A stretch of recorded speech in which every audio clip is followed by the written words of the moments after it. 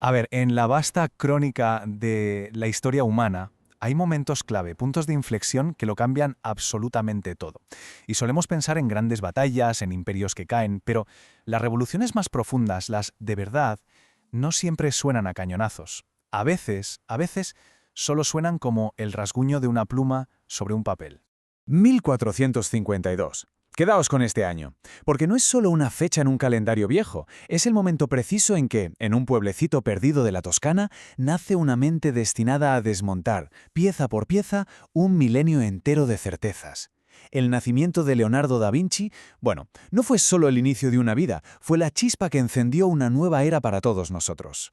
Y aquí está la pregunta central, el meollo de todo lo que vamos a analizar hoy. ¿Y si la transformación más radical, la que nos ha traído hasta aquí y hasta la modernidad, no fue una conquista de tierras, sino una conquista de la propia mirada? Una guerra silenciosa, librada en las páginas de un diario, contra todo lo que se daba por sentado. Pero bueno, antes de meternos de lleno a desvelar esa respuesta, hacemos una pequeña pausa para invitar a quienes nos estáis escuchando a que os unáis a la conversación. Ya sabéis, a activar la campana, suscribirse y sobre todo que nos dejéis vuestro propio análisis en los comentarios, que es donde el debate se pone de verdad interesante. Venga, vamos al lío. Para entender la escala de la revolución de Leonardo, lo primero es entender el mundo en el que nació, un mundo que a primera vista parecía perfectamente ordenado, jerárquico y, sobre todo, inmutable. El universo medieval, mirad, era como una catedral del pensamiento, una estructura increíble, preciosa, donde cada idea, cada persona, cada cosa tenía su sitio exacto, un sitio designado por Dios. Pero claro, toda catedral, por muy bella que sea, al final tiene muros. El conocimiento no se descubría, se heredaba. La verdad no se buscaba, se aceptaba sin más. Era una prisión para la mente. Una jaula de oro, sí, pero una jaula al fin y al cabo. Y lo que vemos aquí es básicamente el choque frontal de dos sistemas operativos mentales. A la izquierda, la mente medieval. La verdad te llega por autoridad. Si lo decía la Biblia, o si lo decía Aristóteles, que en esa época era casi como un segundo profeta, pues era dogma. Fin de la discusión. El mundo era un libro lleno de símbolos que había que leer para entender a Dios. Y a la derecha, la mente de Leonardo. Aquí la verdad se conquista por experiencia. La naturaleza ya no es un texto sagrado, que va, es un mecanismo que está ahí esperando a que alguien con curiosidad lo desmonte para entender cómo funciona. Y este es el verdadero Big Bang del pensamiento moderno. Entonces, la pregunta es obvia. ¿Cuál fue la llave que usó Leonardo para abrir esa prisión mental? Pues no fue una máquina, ni un descubrimiento de esos que salen en los titulares. Fue algo mucho más profundo, más elemental, un nuevo método para conocer. Una filosofía que él mismo resumió en solo dos palabras.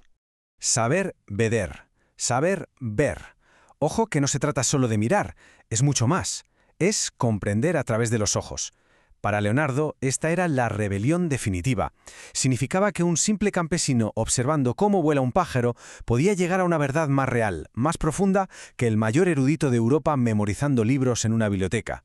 El conocimiento dejaba de ser un privilegio de unos pocos para convertirse en una conquista personal, accesible a través de nuestros propios sentidos. Y esto no era una iluminación mística, Era un proceso, un método casi científico. Primero, observar. Mirar el mundo con ojos de niño como si nadie lo hubiera visto antes. Segundo, cuestionar. Dudar de todo, sobre todo de lo que todo el mundo da por hecho. Tercero, y esto es clave, experimentar. Llevar tus ideas al mundo real, mancharte las manos, probarlas, ver si aguantan o se hacen pedazos. Y por último, conectar. Para Leonardo no había fronteras, el arte y la ciencia eran lo mismo, la anatomía y la ingeniería se daban la mano. Él veía los patrones que conectaban el fluir de un río con los rizos del pelo, o la estructura del ala de un pájaro con las palancas de una máquina. Una locura. Bien, pues ahora vamos a ver cómo este método tan personal no se quedó encerrado en sus cuadernos, sino que se convirtió literalmente en los cimientos del mundo que hoy pisamos. Solemos decir que Leonardo fue un hombre del Renacimiento, pero yo creo que es más exacto decir que fue su arquitecto. Fijaos bien en esta línea de tiempo. Es como el árbol genealógico de una idea. La duda empírica de Leonardo, en 1452, es la semilla. Más de un siglo después, un tipo llamado Francis Bacon coge esa semilla y la sistematiza, creando el método científico, la herramienta con la que se ha construido todo el mundo moderno. Esa confianza ciega en la razón humana luego estalla en la Ilustración, que tumba reyes y absolutismos. Y esa misma línea nos trae directos hasta hoy, a la era de la información, y pensar que todo empezó con un hombre que decidió creer más en lo que veían sus ojos que en los libros viejos. Por eso, y esto es lo más importante de todo, el mayor legado de Leonardo no son sus cuadros ni sus inventos. Esos son solo los resultados. Su verdadero legado es el método, el cómo pensar. No nos dio los aparatos del futuro, nos dio el proceso para poder crearlos. Es que diseñó el sistema operativo sobre el que todavía hoy corre la modernidad. Pero toda historia de progreso tiene su cara B, ¿verdad? Tiene una sombra.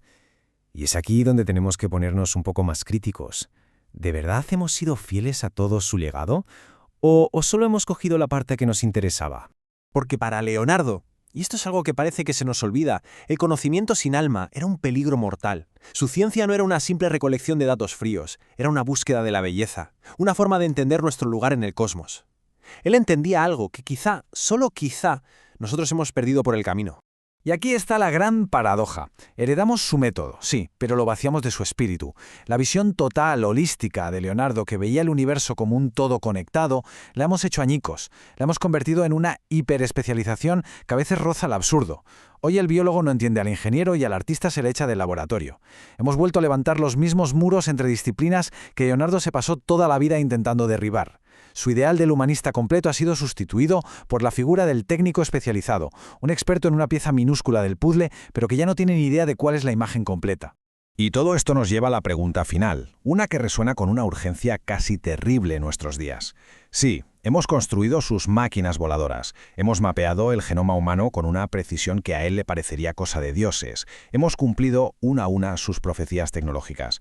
Pero, al construir el mundo de Leonardo, ¿no nos habremos olvidado por el camino del hombre Leonardo? De ese humanista que sabía que la tecnología sin ética, que la ciencia sin conciencia y que el progreso sin un sentido de la belleza no es un triunfo, es una jaula. Quizá la más cómoda y sofisticada de la historia, sí, pero una jaula. La pregunta, claro, ahí queda en el aire. Yo soy Hispania Eco y esto ha sido Leonardo da Vinci.